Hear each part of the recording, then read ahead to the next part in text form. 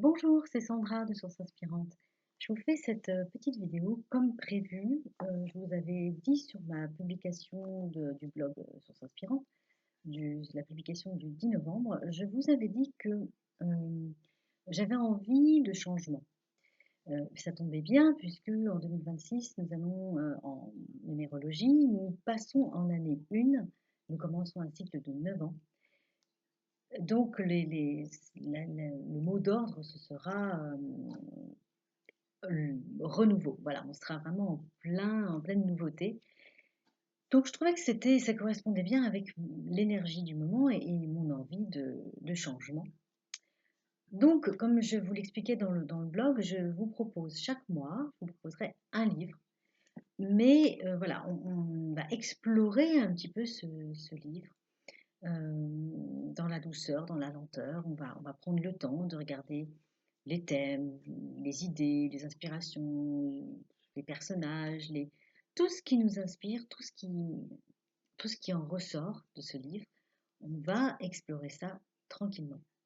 Donc chaque semaine du mois, de chaque mois. Un thème, un livre différent à chaque mois. Et donc je voulais commencer au départ au mois de janvier 2026, sauf que pour moi, je trouve que le mois de décembre, c'est le mois des bilans, oui, puisque c'est le dernier mois de l'année, mais c'est quand même aussi le mois des transformations. Et le livre que je vous ai sélectionné justement pour ce mois, il correspond vraiment en tout point avec ce que je voulais, enfin, le livre que je cherchais. D'abord parce que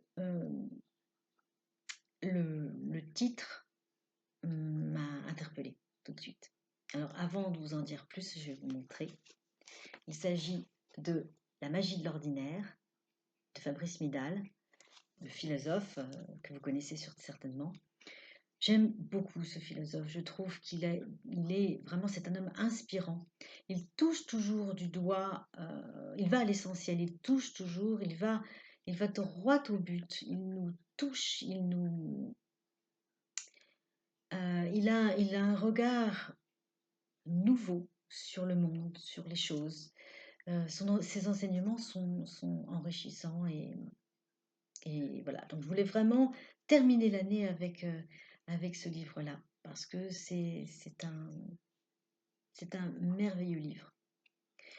Je vous rappelle en numérologie aussi que là pour le moment nous sommes toujours en année 9 où donc on va terminer l'année. C'est donc comme je vous le disais, c'est le moment des bilans, euh, on termine un chapitre, on ferme les choses, voilà, on va passer à autre chose en 2026, mais là, on doit terminer cette année. Donc, je trouvais que c'était quand même bien de passer d'abord par ce mois de décembre pour commencer les changements. Et la magie de l'ordinaire, alors je ne l'ai pas encore terminée, mais c'est voulu, parce que je veux prendre vraiment le temps d'explorer, d'observer, de voir tout ce qui vient, tout ce qui m'inspire. Je prends des notes, comme ça je n'oublie rien, mais je laisse aussi le côté instinctif parler. Je pense que ce sera pas mal de voir un peu comme ça. La lecture, de toute façon, chacun interprète à sa façon, chacun a son propre rythme, mais sa façon de lire. Donc, moi, je vous invite vraiment à découvrir le livre de Fabrice Midal et de prendre le temps de l'apprécier. Parce que vous allez l'apprécier, c'est obligé, c'est un trésor, c'est vraiment un trésor, comme la plupart des livres, ou pour dire, dire tous les livres de Fabrice Midal. La magie de l'ordinaire, donc je vous disais, je ne l'ai pas terminé, mais déjà, dès le début, voilà, on voit déjà que c'est un livre exceptionnel. Et c'est vraiment important de terminer cette année avec un livre comme ça, parce qu'on va avoir de nouvelles idées, on va être très inspiré pour cette année 2026 si on part avec cette, si on part avec cette lecture-là, comme on va dire comme base, comme si c'était un guide. C'est comme ça que je vois les choses en tout cas. En plus, pourquoi j'ai choisi le mois de décembre aussi? Parce que pour moi, c'est un mois magique. C'est un mois qui me rappelle mes souvenirs d'enfance, mes Noëls. Voilà, pour moi, le décembre, il correspond, il est lié à Noël. Et c'est le mois des surprises. C'est le mois de la magie parce que euh, l'extraordinaire survient toujours à cette période-là. Mes Noëls d'enfance, c'était vraiment, vraiment fabuleux. J'en garde des souvenirs excellents parce qu'il y avait beaucoup de féerie, il y avait beaucoup de merveilleux. Euh, il y avait on lisait beaucoup de contes.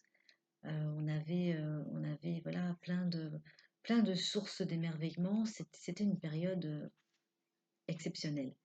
Et malheureusement, en grandissant, on perd un peu de cette magie-là, de ce regard innocent et toujours joyeux. Et l'enfant qui s'émerveille de tout, on perd un petit peu tout ça, malheureusement. Alors, c'est la société, c'est l'usure, hein, on va dire, tout ça qui nous empêche d'avoir un regard autre, d'avoir le même regard que l'enfant, c'est-à-dire celui qui s'émerveille de tout. On perd beaucoup de tout ça, malheureusement. Mais c'est triste, c'est vraiment triste, mais ce n'est pas trop tard, n'est jamais trop tard pour remettre cette, cette petite lumière-là magique, de la remettre dans notre quotidien.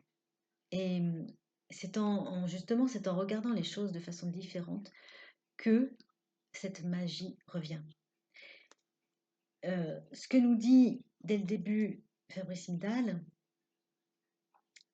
c'est que dans le quotidien, si on porte attention à tout ce qui nous entoure, à tout ce qui nous arrive, eh bien, c'est le début de la magie. On va vers la magie comme ça, en observant, en changeant d'attitude aussi parfois, parce on est souvent trop bloqué dans certaines idées, on est souvent rigide, on manque de souplesse, vraiment. Et s'émerveiller de tout, c'est la clé. Pour moi, je pense que c'est vraiment la clé qui nous mène vers la sagesse, vers la paix et vers la joie pure. Je ne vous en dis pas plus parce que ce n'était pas le but de cette vidéo qui est un petit peu plus longue que j'avais prévu. En tout cas, je suis vraiment ravie de pouvoir terminer cette année avec la magie de l'ordinaire. Et je vous retrouve donc avec une nouvelle publication en lien avec le livre de Fabrice Midal. Il y aura aussi une version audio de la publication, comme je vous le disais dans le blog. J'ai certainement oublié de vous dire plein de choses, mais c'est pas grave. Dans tous les cas, je vous souhaite une bonne découverte, une bonne lecture et je vous dis donc à bientôt.